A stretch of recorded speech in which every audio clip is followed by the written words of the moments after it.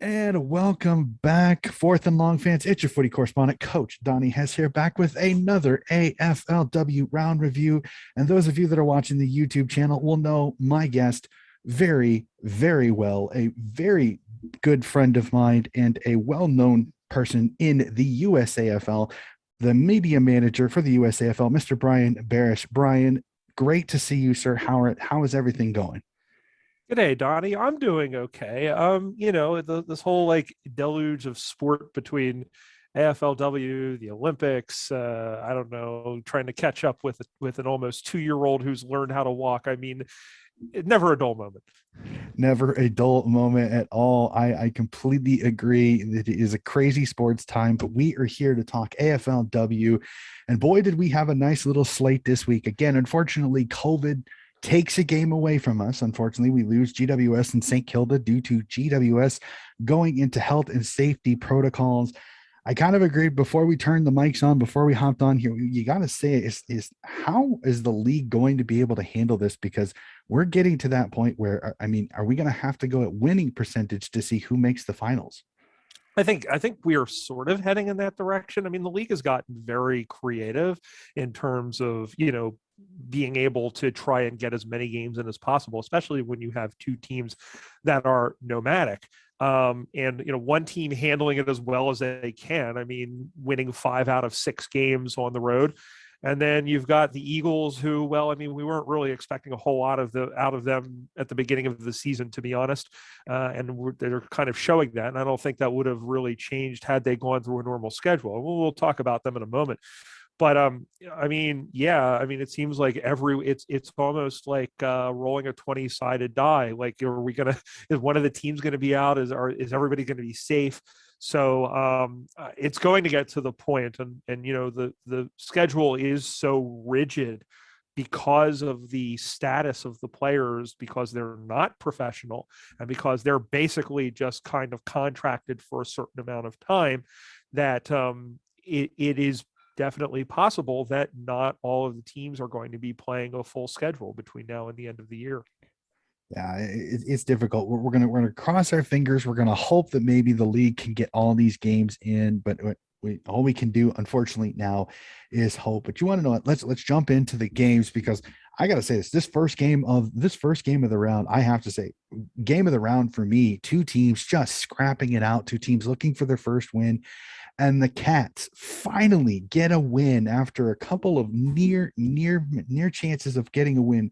27-24 over those said West Coast Eagles, who have been struggling, unfortunately, but an absolutely magnificent game. Tough, physical, hard footy comes down to a last minute goal. And if there any team deserves to win like this, it is Geelong. I don't think they've had they haven't really had a bad season this year outside of their record. They've been competitive. They were competitive last year, even though they were clearly, not didn't have the talent that everybody else did. But Perspakis is going to be a gun. And she already is. I think she'd be a little bit more higher profile on a different. Well, I mean, I guess maybe a little bit maybe more blended in on a team that is more talented. But I mean, she's the star of the future. And when you throw in Nina Morrison, who's having a good season, Phoebe McWilliams, I mean, West Coast is, they're struggling, and I think it's this is the first time you've had me on, so I can really kind of express this. You sort of have to question, like, what are they doing, in a sense. I know that they're struggling in a sense because they're based in Western Australia. They're sharing a lot of the talent with a team that frankly has that they got the head start of that extra couple of seasons, but now, I mean, they really haven't found their footing, whereas Geelong has they're going to be okay in a couple of years. So any team deserved to win as they did. It was Geelong, and I'm glad that they did get the bickies at the end. Yeah, definitely a fantastic game. And the excitement of the game being close most of the time. And again, West Coast, it's not like they're not trying, but it's just that they're just not getting the breaks. And then injuries have hurt them in just the right way too. But well done by a Geelong team that I kept saying they're gonna win a game. They just need to get that right bounce, and they got it this week. Let's jump up to Maroochydore, where the Brisbane Lions take down Collingwood. in gale force winds in a game that, as I watched this, I couldn't believe how much the ball seemed to just drift towards the camera side every single kick. It was absolutely insane. Brisbane finally figured it out, getting the 24-point win. But now there are questions. Was Collingwood a little overrated, or are they really missing Bree Davy at this point? I mean, Bree Davy is she definitely, I think, is one of the better players, in maybe not as talented as some, maybe a Vessia or some of these other players, Roxy Ruse coming up and a couple of other ones, but really it's the intangibles that she brings, and her coming over from Carlton really, I think, stabilized the side. But now they don't have her, and it's not like they don't have leaders and they don't have players who can step up, but they do seem kind of lost. And then you've got a Lions team that I think has been probably the most consistent over the last 5 seasons that the league has, the last 6 seasons that the league has been contested.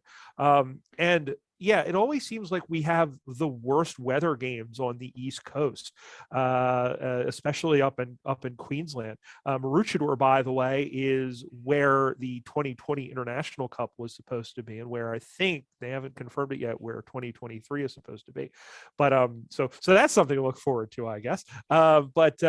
Yeah, they definitely played well, and I think getting Dakota Davidson back, I think, was really helpful. She's not only is she a good player, she's very entertaining to watch. Love watching her goal celebrations that I think are a little polarizing, but they also have picked up they found, I think, a really good stud player in Farquharson who kicked a couple in this one as well. So yeah, I mean, Brisbane a good side, and they're always lurking, and they're clawing their way back into the hunt. Yeah, well, they just keep finding diamonds in the rough, and I think a lot of people had talked about Farquharson last year because she was a draft pick and she just never debuted.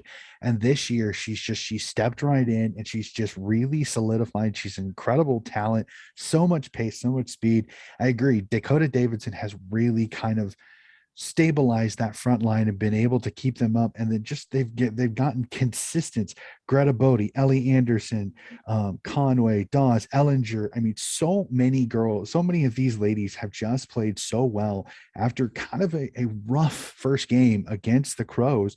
They've really bounced back. They had that little break, and they've just really been, I think, one of the harder teams to stop because there are so many weapons on this roster. As soon as you think you've got it figured out, somebody new makes an impact. Yeah, and then you think, you have players that drift in and out. I mean, they didn't have Jess Wuchner for this game, but I mean, she'll show up later on in the season, and you'll see her kick a couple of goals out of nowhere. They've, like I said, of all the teams in the league, I mean, Adelaide, I think, has been, Adelaide's been Adelaide. They had that one, difficult season a couple of years ago, but I mean, Brisbane, they've maintained the talent. They keep cultivating new talent, and they, again, they beat a team that I think is still very, is hobbled by the loss of Davy and by some of these other injuries that they've had. Yeah, and it'll definitely see how Collingwood responds, because we've kind of noticed that pressure seems to get them a little bit. So we'll definitely have to see. Jump back down to Melbourne, down to the fortress that is Casey Fields, in a game that I was really, really looking forward to, and I was not disappointed as the Gold Coast Suns continue to show the talent is playing better. Perko is playing really well. They don't get the Chalkies in this game, falling by 12 to the Demons, 38-26. But I'm going to say it right now. Keep an eye on this Gold Coast team, because if they can win a couple more games, we're talking potential dark horse for the finals if one of those top 6 teams somehow stumbles. Well, they're only a half game behind Collingwood for the 6th and final spot. I mean, they have a game in hand on the Magpies. Gold Coast are 2-2, and the Magpies are 3-2, and they're only a game behind Brisbane, who are 3-1. What a story Sarah Perkins has been. Everyone sort of wrote her off, and she was buried down in Hawthorn, and Gold Coast to come on. And that's a sort of, I mean, she's a great fit for that team. She has the veteran, she is a veteran. She has the experience of winning a premiership, and Adelaide being a part of such a successful team. But then when you throw on players like Charlie Rowbottom, and all the other talent that they have, and Drennan and Stanton as well, but Melbourne's going to Melbourne. I mean, they played the Demons tough. And the Demons, I think, are, they're just good enough to see off. They're maybe not the oppressive team that Adelaide is, and that where Fremantle has been, but they're a good solid side. And how about Taylor Harris kicking 2 more goals? It seems like she's still kind of running hot or cold, because there are some games like the game against St. Kilda where she was one of the best players on the park and she looked really confident. And then there are some games where she seems like she disappeared. And this game, I mean, like I said, she kicked a couple of goals. But I think we're starting to see a little bit more of the potential. I mean, this is probably the best season that I've seen her play. And maybe it's because it is of a different setup. Maybe they're not relying on her as much in the forward line. They have a lot of other talent. So, it's definitely helping her out. And it's not, she's not a detriment, which I think a lot of people were worried that she was going to be. Yeah, definitely. She was one of those that she's that lightning rod. You don't know whether she's going to attract the lightning or if she's going to just be a distraction. You just never know. So the D's team, honestly, on their best day, I think they're up there with the Norse, the Frios, and Adelaide's. But we'll have to see. They've struggled in their first quarters. This was a game I thought was really interesting. She had 2 teams that have not had very good first quarters this entire season. Their first quarters have been some of the worst between these 2 teams, and it kind of showed 3 behinds in the entire first quarter for both teams combined. And then the second quarter, Melbourne started to heat up and started to warm up, kind of like a diesel engine. It took them a little bit to get going, but once they got going, they were fine. But I mean, I'm going to give another kudos to Gold Coast. Tara Bohanna still has been a great year. Kalinda Howarth, how the Gold Coast coaching staff used her so well in this game, where the wind was where she was, and she made a really big impact in this game. And I think she's one of those utility players that I think on another team she could be a superstar forward. But for Gold Coast, she's got to be that utility player, and she's done really, really well at that. So she's been fun to watch, because when she's up forward, she's a goal snake. I mean, I know I've heard her stories that she loves Buddy Franklin, and you can kind of tell it in her game. She's got that impact when she goes forward. So it's always kind of fun to watch it. But Gold Coast has been one of my teams I've loved watching this year. I really hope that they stay up there, but a nice competitive game there. We jump now down to the Kennel, where we see the Doggies take down the Tigers 30-13, a 17-point win. And I'm just going to bring it up right now. I feel absolutely horrible for this Richmond Tigers team, because they are just snake bitten this year with so many injuries. I mean, Harriet Cordner going down, and then this game losing 2 great players with an ankle and then a knee injury. Oh, I just feel so bad for this Tigers team. And they had a lot of promise coming in this year. I mean, they picked up, they had the reunion of the Hoskins sisters. Brennan was coming through with something to prove. They had a lot of players who came that, like you said, a lot of was expected out of Harriet Cordner, who now is lost for injury, and they played a Bulldog side that I think has underachieved over the course of the season. And I will say I've been a pretty loud critic of Nathan Burke. I think especially over the last couple of years, I think that he hasn't really figured out how to utilize some of the players outside of your Ellie Blackburns, your Bonnie Toogood, your Christy Lambs, so it's a good win for them. I think they deserve to kind of have that boost, because now they're on the board. But I mean, this was Bree Moody was good as she always is. She's a good solid player. Blackburn kicked a goal. Toogood kicked a goal. All their forwards did. Hunt and Lamb. Eleanor Brown played well, and I think she's an unsung player as well. Mm-hmm. So I think it's a good win for the Doggies. I think it's a good stabilizing win.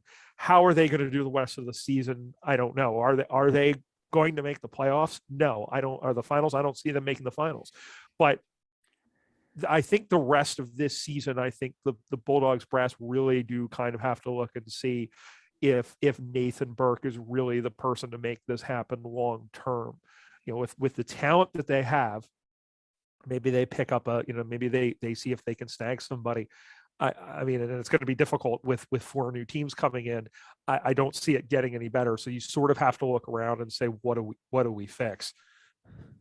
Yeah, definitely. It'll be definitely interesting. And I think for me, I think this is a Dougie's performance that I think they're starting to get their groove. I think they're starting to finally hit form a little bit, because the game against GWS, you could tell they were out on their legs early. They had just come back from a 20-day break. Then they get Frio and they kind of got their game back. But again, you could tell they're a little still fatigued.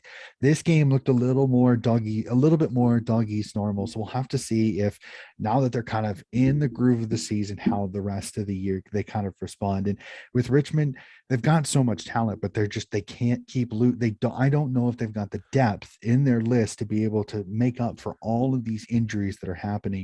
Because when you lose 2 stabilizing players in this game, your list depth is going to be your test. I mean, you've got superstars, you've got Mon Conti, you've got the Hosking twins, you've got Ellie McKenzie, but you just can't survive this many injuries because you just can't fill that many holes. So we'll definitely have to see, especially with smaller list sizes in the AFLW.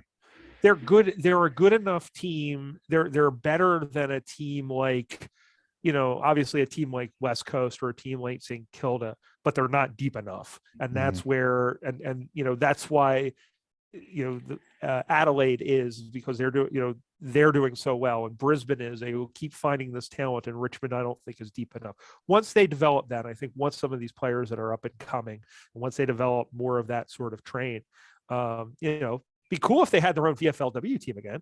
I mean, they're playing off of Williamstown, but that's a story for another time. Let's not open that particular can of worms. So we'll jump from there. We'll jump over to Icon Park, where the Carleton Blues, unfortunately, another loss to, again, hard to argue, not the form team of the competition, as the Crows beat them 51-12, a 39-point win. And again, just chalk another win up for the Crows. But I'm more of, what can I say about this Carleton team? Because I just don't know if Carleton, if you look at their list, they've got a ton of talented name players. It has just not shown up. It is Darcy Vesio, Maddie Prasmarkas, and then what? Like, I hate saying it that way, but there's just. Georgia G is a good player, and I think she's not having the impact that the others are having. Gabby Pounds having it, is a good player as well. But yeah, they're missing something, and I think that's been the struggle that they've had over the last couple of years. And I think even the year that they went to the grand final, let's face it, I think if they were the benefactors of a playoff system where they probably shouldn't have made the finals, and they were able to catch a couple of teams and able to make it through. But I just I do think they are underachieving a bit. But you're right with the number of players that they have, and some of the players that they have outside of that, you don't want to say that they're a one-trick pony. And we saw, not this week, but the week before, where Vesio really didn't have a great of a game, and the team suffered as well. So where is this going to come from? They've kind of disappeared amongst the also rounds, where I think a lot of people were expecting them to be in the finals hunt.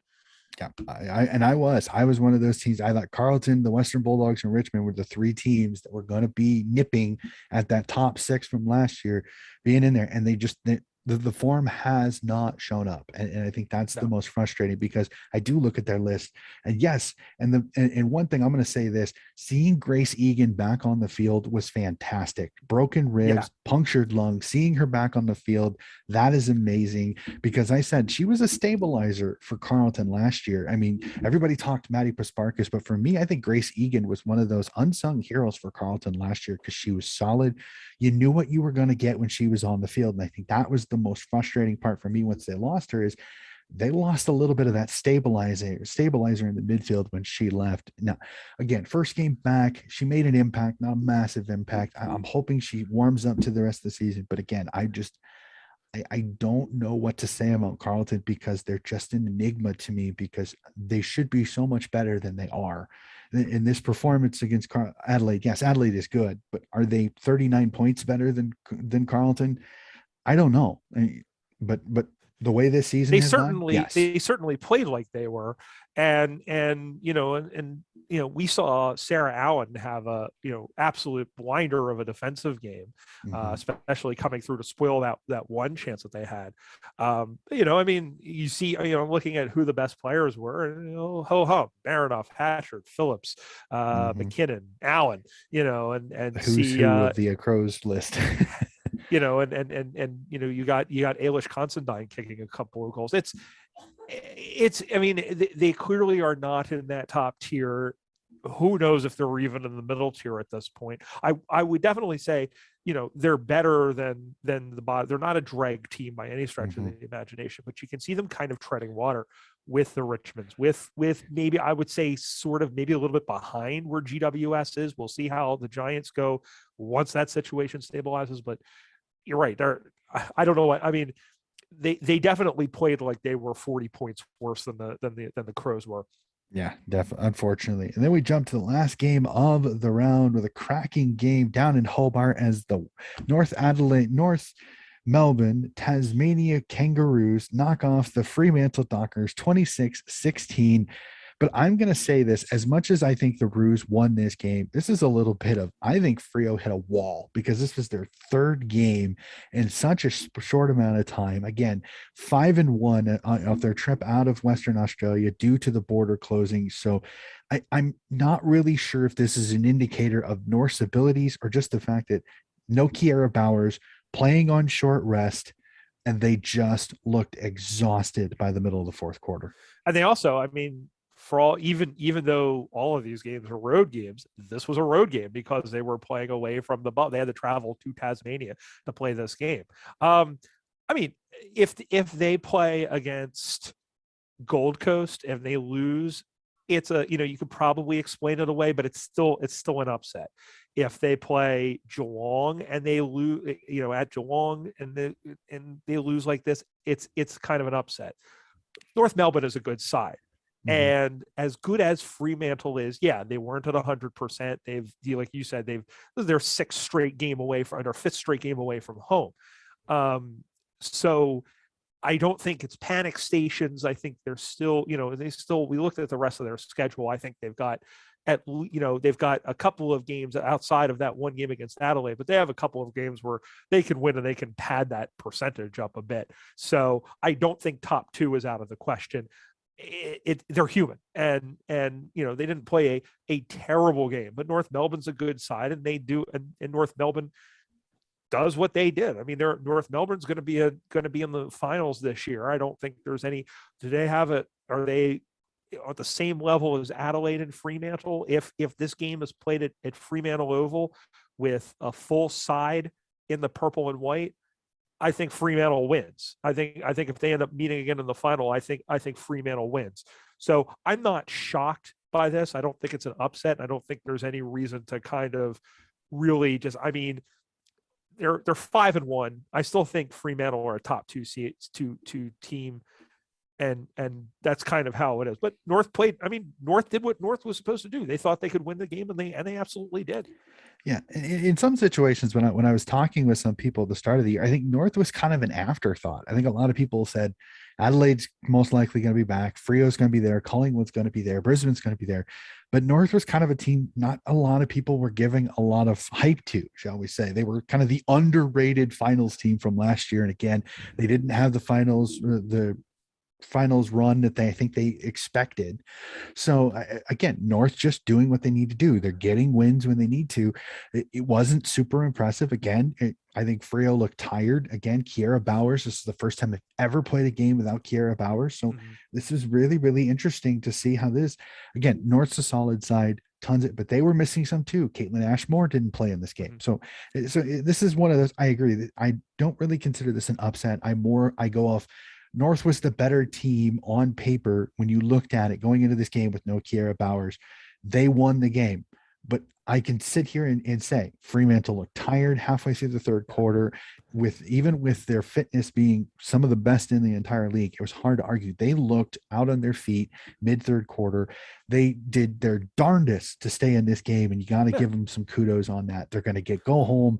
They could be a scary team the rest of this finals. I think them and Adelaide and Brisbane, I think, are right now are the three teams that I would argue are the three flag contenders, with Collingwood being kind of pulled back from that, but North sitting right on that cusp. So we'll definitely have to see.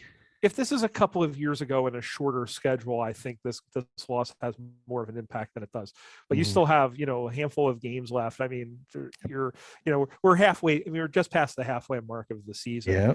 and I think they can. I think maybe all but one of those games, like I said, is you can just kind of pencil in as wins. Now, anything can happen. Mhm. But by the same token, I think that that's, I don't think that should be, if you're a Frio fan, maybe one more loss to anybody but Adelaide, and maybe you sort of have to maybe be like, there's some cracks in the armor here. But it's a tough situation. They'll move on. They're pros. They'll move on to the next game, and so will we. Yeah, definitely, for sure. And that is going to do it for round 5. And as you said, we are halfway through the season. Man, it goes by so quickly, unfortunately. But sir, we before we do the tips, you and I were chatting a little bit. In we're both USAFL, huge USAFL nuffies. And for some of the people watching this that are Australians, they know that us USAFL people, we attach on to our own. We love we love our American footy players. And unfortunately, this year, Danny Marshall is not on an AFL list, but we have some good news here. I think I'll let you go. And Danny Marshall has found herself a team and maybe an opportunity.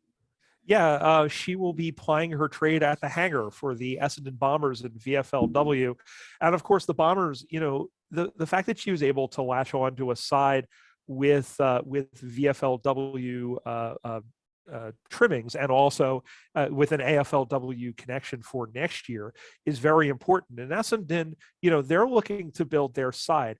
And I think, considering, you look at Essendon, and you've got Hawthorn as well, there are two teams that are in that sort of more unique situation than Sydney will be and Port will be, because they will have the buildup of VFLW. They have a little bit more of a pool to draw from. So who you're going to see in VFLW, and there's a number of good players.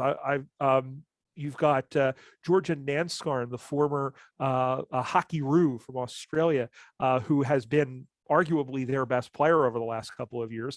And then you have another North American in Kendra Heil, who's had some injury concerns, but we may see her when they come across as well. I mean, Kendra's on the older side. She'll be I'm trying to see if that's the American notation I have, or it is the American notation. So she'll be 34. So 34-year-old rookie, do you bring that across the AFLW? But all the same, I mean, Danny's had a really, really good attitude about this. I'm told that she was approached by the Western Bulldogs to come back and possibly, if one of the things they were looking at was to top up players if they couldn't postpone games. And so the fact that she was even entertaining that, and my understanding is that she would have been okay with that, I think kind of shows the kind of person that she is. Here's a team that obviously had delisted her, but she still came out and played a good solid end of the season for the Bulldogs VFLW team. And in a odd, ironic, or coincidental, whatever you want to call it, twist, guess who Essendon opens up their VFLW season with? The Doggies. And in fact, they'll be playing the game time. I don't think the time changes happen, so I think we'll call that 8:30 p.m. On a Friday night. And I believe that game is being broadcast by our friends over at Women's Australian Rules Football Radio. So you can listen into that. But we'll see. I think if she has a good season, and she's got, like I said, Essendon's got some good talent around her. If she has a good season, if Essendon doesn't hang on to her, maybe we see a Hawthorne jump in, or maybe we see, some of these teams that are struggling. Maybe, maybe she fits in well down down with the Saints, or somebody like that. But if she has it, I mean, this I think is a very pivotal year in terms of what her future is going to look like there. She seems personally committed to being there for the long haul. Just in my conversations with her and just reading, interviews and whatnot with her. So hopefully she gets the opportunity. We'll have to see how this season plays out, but it's great to see her getting one more opportunity at the state level, and hopefully she can convert this into a useful stint at AFLW level. I sure hope so too. And I know all of us over here in the States are definitely pulling for her to get on an AFLW list. Good luck to her this season. But you know what, sir? We always got to do it. We got round 6. We're going to cross our fingers. Again, we are recording this earlier in the week. Hopefully we don't have any more health and safety protocol issues, and we get 7 games this week. Now let's run through our tips really quickly here. An interesting game up at Metricon Stadium as the Gold Coast Suns take on those pesky Geelong Cats. Who do you got in this one? I'm just kind of glancing at the games. This might be the game of the week, I think, just because they're two teams that are getting better. They're really had struggled, but they're building up, and I think they're going to be good in a couple of years, and they have both good young talent. I like Gold Coast really at home just because it's an even matchup. So I would kind of lean towards the home team. We'll see what the conditions bring at Metricon Stadium, because it's sort of a crapshoot when it comes to the weather conditions, especially in the summer months up there. But I like the Suns in this one. It'll be a close game. Maybe it comes down to a kick, just like the last one for the Cats. But I think they're going to be on the losing end of this one. Yeah, it'll be a fun one. I got the Suns in this one. I think the Suns just have a little too much. The Cats, again, they play competitive games, so I know this is going to be competitive. This is a good one. This is 2 up and coming teams with a ton of young talent. This is going to be some of the future of the AFLW in this game. Cannot wait for it. But I'm gonna go with the Suns on this one. We jump to Friday night, at least a decent time for you and I over here in the States. 10 looks like 10:10 your time, 9:10 my time. That unfortunately snake bitten Richmond Tigers team hosting the North Melbourne Roos, and the Tigers injuries concern me a little bit. I'm going to go with the Kangas on this one. Yeah, I agree. Kangas are coming off of that win. Again, don't qualify the victory by saying they're missing Kiera Bowers and they're missing all these other players and they've been on the road. A win over the Fremantle Dockers is a win over the Fremantle Dockers. They have the momentum to do the Roos, and I think they win pretty handily at Punt Road. Yeah, definitely. So we jump down to Casey Fields again, the fortress that is Casey Fields, as the Melbourne Demons host the GWS Giants. Again, we are crossing our fingers that they have enough players out of health and safety protocols. They are able to play this. I think I know where you're going to go with this. Who do you tip? Who are you going to tip on this one? Oh, D's. They're, like you said, they're nigh impenetrable. The Giants are a good side. I think they'll play them tough, but I don't see the D's losing at home to an interstate club.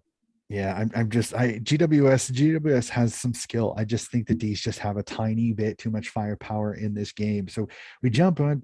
Fremantle finally gets to play at home. They get to finally see their own beds and out at the Fremantle Oval as the Freo Dockers take on that Carlton team that, again, I just can't put my finger on what it is. I think even without Kiera Bowers, home cooking, I got the Dockers in this one. I'm gonna give you a hot take here. It's not going to be who wins, but by how much. I'm going to say that the Dockers break their points record. I think they're going to score more than 80 points. They're playing their first game at home in over a month. They're playing a struggling Blues team that, like you said, if they can't find their way early, if the Dockers jump on them early, this is going to get really ugly really quickly. And like I said, the way this schedule is balancing out, even if the Dockers only if they finish the season on 1 loss, even if Adelaide were to go undefeated, which I don't know that they will, but even if they come into a tie with all these other second teams, there's a way to build up percentage, and I think they're gonna bury the Blues here. Oh boy, it'll be interesting to see if that happens. Let's jump back to Victoria down at Trevor Barker Beach Oval as the St. Kilda Saints host the traveling Brisbane Lions. Um, Man, this would be an interesting game here. Who do you got in this one? Brisbane. St. Kilda is not good. Um, and it's not the same. I mean, they're good. They've got some young players. They have some possibilities. Nick Del Santo doesn't know what he's doing. And I think that's, I mean, we saw that against the Demons. I think if they play them, they're playing at home. Like you said, they're not playing at Moorabbin, they're playing at Trevor Barker Beach Oval, which I believe is where the Southern Saints, which is their VFLW side, hosts it. I think they'll play them a little bit tougher, but the Lions, I think, are just too good here. And if we, I don't, I think they'll keep with them for at least the first half. We saw how they were against the Demons, but they're not a 4-quarter team. The Lions are, and I think the Lions win this one comfortably. Yeah, just too much talent on the Brizzy side. Brizzy, I hope this could be one of those by the third quarter. This one's over for sure. We jump out again. The West Coast teams find themselves at home, and unfortunately, the West Coast Eagles are greeted by a team that we'll have to see how they respond after a less than convincing game against the Brisbane Lions. As the West Coast Eagles at Mineral Resources Park host the Collingwood Magpies. I think the Pies bounce back here, but I think it's just because of who they're playing more than how they're playing.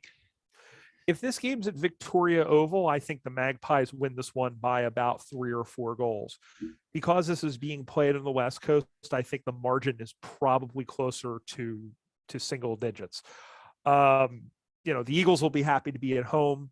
We've noted that the Magpies have struggled. I think the Magpies get up, but I think this is going to be a vastly closer game than it should be. Yeah, hard to argue there. Again, we'll have to see. And then another one that I think potentially could earmark itself as game of the round. Again, Adelaide at home at Norwood Oval. Again, another almost fortress park for the hometown team, taking on a Doggies team that I think are starting to find their legs a little bit. I'm going to tip the Crows in this one, but I think the Doggies keeps this one a little bit closer than some people think. I think they keep it closer for the first half, and then Adelaide just finds another gear and runs over them. And the Bulldogs are, like I said, good side. They've got the talent. Like I said, a lot of people rate Nathan Burke as a good coach, and I haven't seen it yet. I think the Crows win. I think they win. Like I said, I think this game is close for 2 quarters, and then in the second half, the Crows class shines through and they go on and win.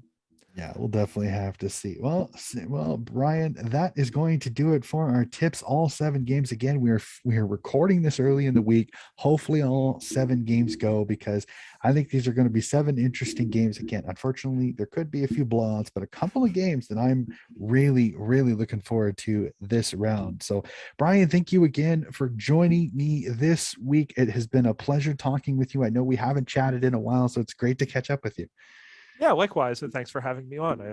I enjoy our little chats about football, among other things. it's hard to argue that you can find 2 guys that are more footy headed in this country besides you and I. There's very, very few that I think that can be chalk up themselves in that category. So whenever we have a chance to get together, it is always fun. Again, Brian, stay safe, stay healthy out there in Philadelphia, sir. We will chat again very, very soon. And ladies and gentlemen, this has been another episode in the AFLW round reviews for Donnie Disposals. Keep an eye out. My supporter series is almost over. Only one more team left to come. That should be out early next week. Enjoy the footy, ladies and gentlemen, and we will see you again next week.